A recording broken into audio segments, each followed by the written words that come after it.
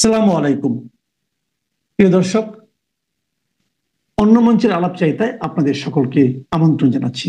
সম্মানিত দর্শক, 2025 সনের জুলাই এবং আগস্টকে উদযাপন করার জন্য ডক্টর মোহাম্মদ ইউনূস সরকারের যখন একটা বিরাট মাস্টার প্ল্যান এবং যখন তিনি বা তার সরকারের প্রধানতম প্রচার এবং প্রোপাগান্ডা হবে যে গত একটি বছরে তারা কী কী সফলতা দেখিয়েছেন এবং শেখ হাসিনা জমানার চাইতে বা তারও আগে যারা রাজনীতিবিদরা এই দেশ চালিয়েছেন 53 বছর ধরে এই দেশ রাজনীতিবিদরা চালিয়ে যে কিছুই করতে পারেননি এবং মাত্র 10 মাসে এই সরকার যে সফলতার স্বর্ণ শিখরে দেশকে পৌঁছে দিয়েছে, এরকম যে যাকে বলা হয় একটা ভাইব, এরকম একটা ওয়েভ, এরকম একটি আবহাওয়া, এরকম একটি জলবায়ু তৈরি করার জন্য যখন সরকার চেষ্টা করছে, ঠিক সেই সময় মার্কিন প্রেসিডেন্ট ডোনাল্ড ট্রাম্পের একটি উপহার সারা বাংলাদেশে কান্নারোল তৈরি করে ফেলেছে। এবং এই উপহারের ফলে ডক্টর মোহাম্মদ ইউনূসের যে ক্যারিশমা, তার যে ম্যাজিক্যাল পাওয়ার এবং তার সম্পর্কে যে সকল কথাবার্তা হয়েছিল, সে সকল কথাবার্তার মূলে গুড়ে বালি পড়ে গেছে। ঘটনাটা কি? ঘটনাটা হলো মার্কিন প্রেসিডেন্ট ডোনাল্ড ট্রাম্প ক্ষমতায় এসে আমেরিকার সঙ্গে তার যে সকল বন্ধু রাষ্ট্র রয়েছে বা আমেরিকার সঙ্গে যারা ব্যবসা করে, বাংলাদেশ সহ অন্যান্য দেশ, তাদের মধ্যে একটা বাণিজ্যের সমতা আনার জন্য তিনি বিভিন্ন দেশের উপরে অতিরিক্ত শুল্ক আরোপ করেছেন। তো সেই দিক থেকে বাংলাদেশের উপরও শুল্ক আরোপ করা হয়। শুল্ক আরোপ করার পর আমাদের ডক্টর মোহাম্মদ ইউনূস একটা চিঠি দেন। সারা দুনিয়ার অনেকেই তদবির করে আমেরিকা থেকে ডোনাল্ড ট্রাম্পকে তেল মারতে থাকে। এবং আপনারা জানেন যে ডোনাল্ড ট্রাম্পের আচার আচরণ চালচলনের মধ্যে অনেকটা লুনাটিক পাগলামোয়া রয়েছে এবং তিনি বেশ রং তামাশা করে বলেন যে বিশ্বের বড় বড় রাষ্ট্রপতি, রাষ্ট্রপ্রধান তাকে যেভাবে তোয়াজ করছেন, তদবির করছেন এবং যেভাবে তার পায়ের উপরে, ঠিক এইভাবে কথাগুলো বলছেন, যেভাবে আমার পায়ের উপর পড়ে যাচ্ছে, এটা আমার খুব ভালো লাগছে। আমি যদি এরকম না করতাম তারা কি কাজ করতো? তো যাই হোক, পৃথিবীর অনেক রাষ্ট্র চিঠি লিখলো, আমাদের ডক্টর মোহাম্মদ ইউনূসও চিঠি লিখলেন। ঠিক ওই সময়টাতে কতগুলো কৌশলগত কারণে ডোনাল্ড ট্রাম্প বিপদে পড়লেন এবং তিনি তার এই যে শুল্ক নীতি, এটি 2 মাসের জন্য তিনি বন্ধ করে রাখলেন, স্থগিত করে রাখলেন। বাংলাদেশে যারা লোকজন ডক্টর মোহাম্মদ ইউনূসের ভক্ত, তারা বললেন যে দেখো দেখো দেখো, আমাদের ইউনূস সাহেবের কি জিল্লত, তার কি নুরানি জিল্লত। তিনি বাংলাদেশ থেকে নূর চালান করেছেন আর অমনি ওটা আমেরিকাতে গিয়ে জ্যোৎস্না তৈরি করে ফেলেছে এবং তিনি এখান থেকে যে নূরের জিল্লতি, সেই জিল্লতির তীর মেরেছেন, ওটি ডোনাল্ড ট্রাম্পের হৃদয়ে গিয়ে এমন তোলপাড় তৈরি করেছে যে তিনি ডক্টর মোহাম্মদ ইউনূসের সেই চিঠির সম্মান জানাতে বাধ্য হয়েছেন এবং ডক্টর মোহাম্মদ ইউনূসের সম্মানে কেবল বাংলাদেশ নয়, সারা দুনিয়াতে তিনি এই 2 মাসের জন্য পুরো প্রকল্প বন্ধ করে দিয়েছেন। ভালো কথা, আমরা খুব খুশি এবং 2 মাসের জন্য হলেও তো আমরা এরকম একটা আযাব থেকে রক্ষা পেয়েছি, ভালো কথা। তো এই সময়টিতে বিশ্বের অনেকগুলো দেশ তাদের সাধ্যমতো চেষ্টা করেছে এই শুল্ক কমানোর জন্য। বাংলাদেশের জন্য আমরা যে রপ্তানি করি আমেরিকাতে, আমাদের যে পণ্য, আমাদের একমাত্র প্রতিদ্বন্দ্বী হলো ভিয়েতনাম। তো এখানে চীনের শুল্ক কত হলো, ভারতের শুল্ক কত হলো, পাকিস্তানের কত হলো, এটা আসলে আমাদের জন্য কোনো ম্যাটার করে না। আমরা আমেরিকাতে খুব বেশি পণ্য এক্সপোর্ট করি না। $8 বিলিয়ন রপ্তানি আমরা করি আমেরিকাতে এবং একক দেশ হিসেবে আমেরিকা এই গার্মেন্টস রপ্তানির জন্য 1 নম্বর।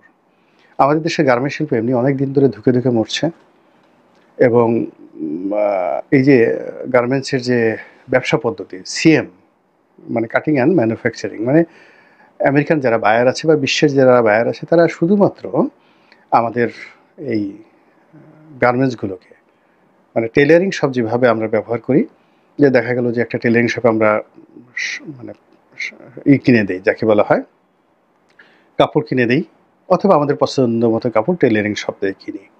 আর ওই টেলার একটা নির্দিষ্ট টাকার বিনিময়ে আপনাকে একটা কাপড় বানিয়ে দেয়। তো এই টেলারিং শপের যে মর্যাদা আছে তার শতভাগের 1 ভাগ মর্যাদাও আমাদের গার্মেন্টস কোম্পানিগুলোর নেই।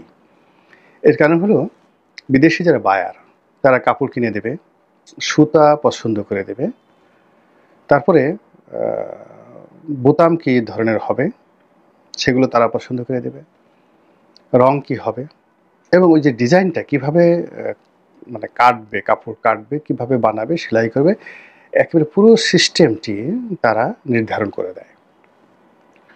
তারপরে কার্টুন কেমন হবে, মানে কার্টুনের মধ্যে ওই পলিথিনের মধ্যে ঢুকিয়ে যেটাকে বলা হয় পলি কার্টুন, সেটা কেমন হবে। আবার 3-4টি গার্মেন্টসের যে সেটা শার্ট হোক, গেঞ্জি হোক বা প্যান্ট হোক, একত্রে করে একটা কার্টুন করা হবে, সেই কার্টুনটা কেমন হবে, 4 পিস 5 পিস করে। আবার সেই 5 পিস 6 পিস যে মূল কার্টুনের প্রতি ভিতরে ঢুকানো হবে বড় কার্টুন, সেই কার্টুনের ডিজাইন থেকে শুরু করে কে সাপ্লাই দিবে, দাম কত হবে, সব কিছু হবে, সেটা পুরোটাই বায়ার করে। তাহলে আমাদের দেশের যে গার্মেন্টস কোম্পানিগুলো যারা আছে তারা মূলত বায়ারের হুকুমের চাকর অনুযায়ী তাদের কাপড়ের উপরে তারা ওই কাটে আর ওটা সেলাই করে, এই শুধু এতটুকু। কিন্তু এখানে যদি পান থেকে চুন খসে, তাহলে ধরুন একটা শার্ট বা একটা প্যান্ট বানাতে খরচ হয় 100 টাকা। তো 100 টাকার মধ্যে এই যে তার যে কাটিং অ্যান্ড ম্যানুফ্যাকচারিং, এই বাবদ তার খরচ মাত্র 10 টাকা। তো 10 টাকা যদি তার খরচ হয়, তার লাভ হবে কত? 1 টাকা, সর্বোচ্চ 1 টাকা, এর বেশি কেউ লাভ করতে পারে না। তাহলে সে মাল বানাচ্ছে 100 টাকার, টোটাল টাকা পাচ্ছে সে 10 টাকা। 10 টাকার মধ্যে বিদ্যুৎ বিল, অফিস ভাড়া, স্টাফ স্যালারি সব কিছু দেওয়ার পরে মালিকের যদি লাভ হয় তাহলে 1 টাকা লাভ থেকে সর্বোচ্চ, আর যদি লস হয় তাহলে তো সীমাহীন। কিন্তু যদি কোনো কারণে পান থেকে চুন খসে, তাহলে বায়ার বলে এই পুরো মাল আমি নেব না। তখন এই যে পুরো 100 টাকা, 1 টাকা লাভের জন্য পুরো 100 টাকা এই গার্মেন্টস কোম্পানির মালিককে তার দায় বহন করতে হয়। ফলে অনেক গার্মেন্টস কোম্পানি 10 বছর 15 বছর খুব সুন্দরভাবে ব্যবসা করে 1 টাকা 1 টাকা করে, কিন্তু জীবনে 1 বার বা 2 বার 3 বার সে বিভিন্নভাবে ধরা খায়। প্রথম ধরা খায় তার সেলাই ভালো হয় না, তখন বলে যে তুমি ডিসকাউন্ট দাও, 20% 40% ডিসকাউন্ট দাও। সে লাভ করলো 1%, 40% সে ডিসকাউন্ট দিল, 39% তার যে লস হলো এটাকে বহু বছর কাটায় উঠতে হয়। কখনো কখনো বায়ার বলে যে একেবারে মাল নেবেই না, তখন তাকে দেখা গেল এই মালগুলো গুলিস্তানে বিক্রি করতে হয় 10% মূল্যে। 100 টাকার মাল 10 টাকায় বিক্রি করতে হয়। কী পরিমাণ লাভ লস হয় বোঝার চেষ্টা করেন। তখনও এই যে বায়ারের বিভিন্ন রকম শর্তের কারণে সময় মতো সেলাই করা যায় না। বায়ার বলে এখন ইয়ারে করে পাঠাও, মানে প্লেনে করে পাঠাও। সেখানে দেখা গেল 30% খরচ বেড়ে যায়। তো এইভাবে মানে সেই 1980 সন থেকে এখন পর্যন্ত এই যে গার্মেন্টসের ব্যবসা করে আপনি সত্যিকার অর্থে কিন্তু এখানে অনেকটা দিন আনে দিন খায়ের মতো। এখানে আপনি দেখেন এখন পর্যন্ত একজন অভিজাত ব্যবসায়ী সৃষ্টি হয় না এই গার্মেন্টস সেক্টরে। এখানে যারা আসছে এই অল্প কয়েকদিন তাদের খুব ডাটফাট, বডিগার্ড নিয়ে চলে ঠলে, আবার কয়েকদিন পরে দেখা গেল মরে যায়, ব্রঙ্কাইটিস হয়, নিউমোনিয়া হয়, দেউলিয়া হয়ে যায়, এবং 1 লাখ 1.5 লাখ লোক নিয়োগ করা কোম্পানির মালিক এই ঢাকার শহরে এখন ফকিরের মতো ঘুরে বেড়াচ্ছে, জাস্ট স্ট্রিট বেগার। অথচ এই 8-10 বছর আগে তাদের কোম্পানিতে 1 লাখ লোক চাকরি করতো, এরকম গ্রুপ অফ কোম্পানিজ। তো এইভাবে ঢাকাতে আছে, চিটাগং আছে, সব জায়গাতে আছে। তো এইরকম একটা সেক্টর, যেই সেক্টর বছরে 8 বিলিয়ন মানে ডলার এক্সপোর্ট করে আমেরিকাতে, এবং এই 8 বিলিয়ন ডলারের জন্য এক্সপোর্টের জন্য হয়তো তাদের 200 বিলিয়ন ডলারের বিনিয়োগ রয়েছে। 200 বিলিয়ন ডলারের বিনিয়োগ রয়েছে, মেশিন, জায়গা, জমি সব কিছু, এবং আমেরিকান এই বায়ারদের থাকবে, খাবে, সব কিছুর জন্য তারা সাজিয়ে গুছিয়ে রেখেছে। এই পুরো ব্যবসাটা, অর্থাৎ 200 বিলিয়ন ডলারের যে পুরো ইনভেস্টমেন্টটা এই সময়টিতে এসে চাপের মধ্যে পড়লো।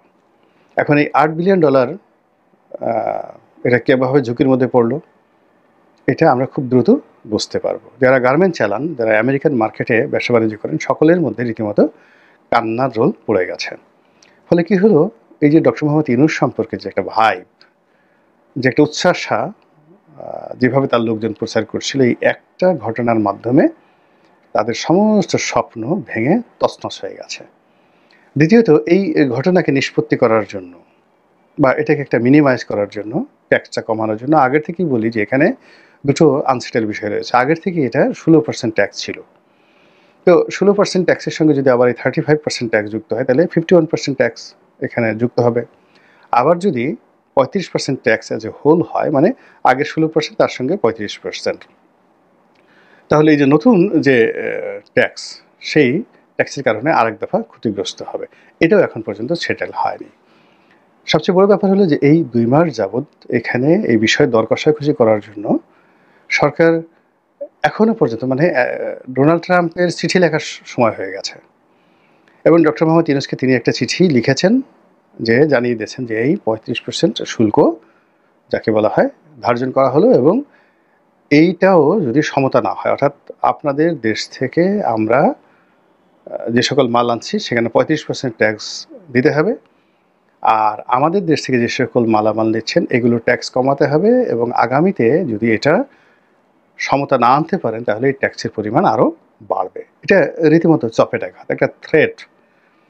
ফলে কি হলো যে এই যে আমরা আমেরিকার সাথে ডক্টর মোহাম্মদ ইউনূসের সম্পর্ক, এই যে ডিপ স্টেট, এখানে আমেরিকা এটা চাচ্ছে ওটা চাচ্ছে, দেখে মনে হয় যেন একেবারে শালা সম্বন্ধী, শালা দুলে ভাই, এরকম মামা ভাগ্নের যে একটা সম্পর্কের ব্যাপার মনে হচ্ছিল যে অন্তর্বর্তীকালীন সরকারের সঙ্গে আমেরিকার গভর্নমেন্ট সেটা একেবারে ফানুস হয়ে উড়ে গেল। এবং যে চিঠি মিস্টার ডোনাল্ড ট্রাম্প এই সময়টিতে দিলেন, এটি আমাদের এই জুলাই আগস্টের বিপ্লবের যে বর্ষপূর্তির আনন্দ, এই আনন্দকে রীতিমতো বিষাদে পরিণত করে ফেলল।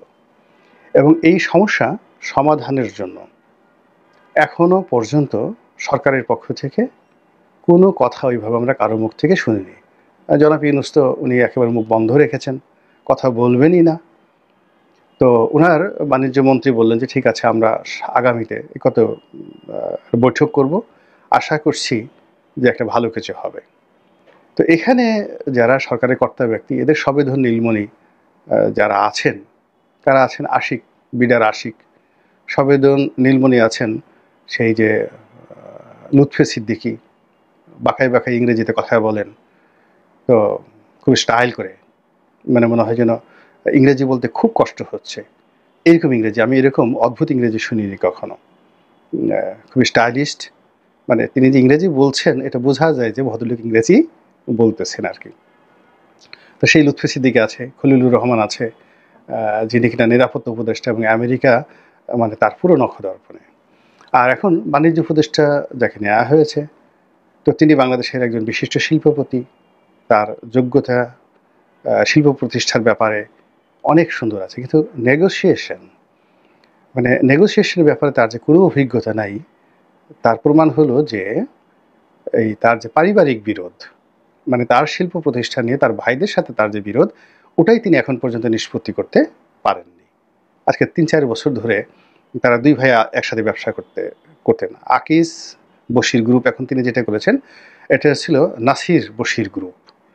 তো ওই যে নাসিরের সাথে এই বশিরের যে ব্যবসায়িক দ্বন্দ্ব এবং সংঘাত, এটা তিনি নিষ্পত্তি করেননি। তো যেই লোক নিজের বিরোধ এখন পর্যন্ত নিষ্পত্তি করতে পারেনি, তিনি আমেরিকার বাংলাদেশের বিরোধ নিষ্পত্তি করবেন, এটা আমি বিশ্বাস করি না।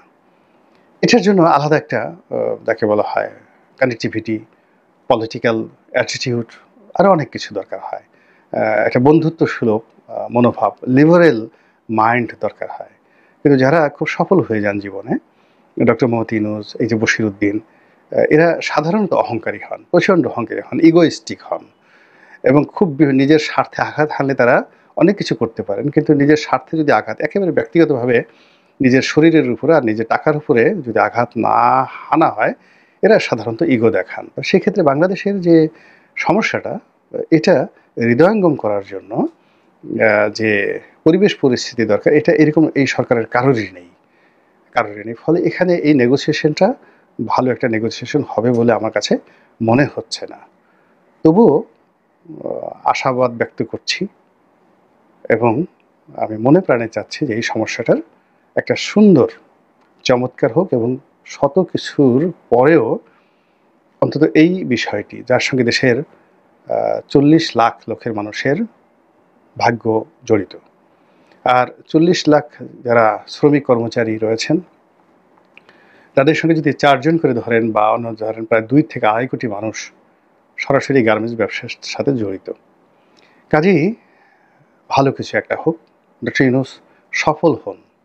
দরকার হলে তিনি এই যে হারমোনির পুরস্কার আনার জন্য গেছেন, বিভিন্ন জায়গাতে ঘুরে ফিরে গেছেন, তিনি এই বিষয়টা নিয়ে যদি পারেন তিনি একটু ডোনাল্ড ট্রাম্পের কাছে যান। দরকার হলে তিনি দৈনিক 50 লাখ, মানে এর আগে তো 10 লাখ টাকা রুমে ভাড়া থেকেছেন তিনি ইংল্যান্ডে পুরস্কার আনতে গিয়ে, কিন্তু আমাদের এই জাতির প্রয়োজনে তিনি আবার যান, দরকার হলে 50 লাখ টাকা প্রতিদিন রুম ভাড়া দিন তিনি, এবং সে টাকা রাষ্ট্র যদি না দেয় আমরা ব্যবসায়ীরা দেবো, কিন্তু তিনি যান এবং যদি পারেন আমাদের জন্য কিছু একটা করেন। আসসালামু আলাইকুম রহমতুল্লাহি ওয়া বারাকাতুহু।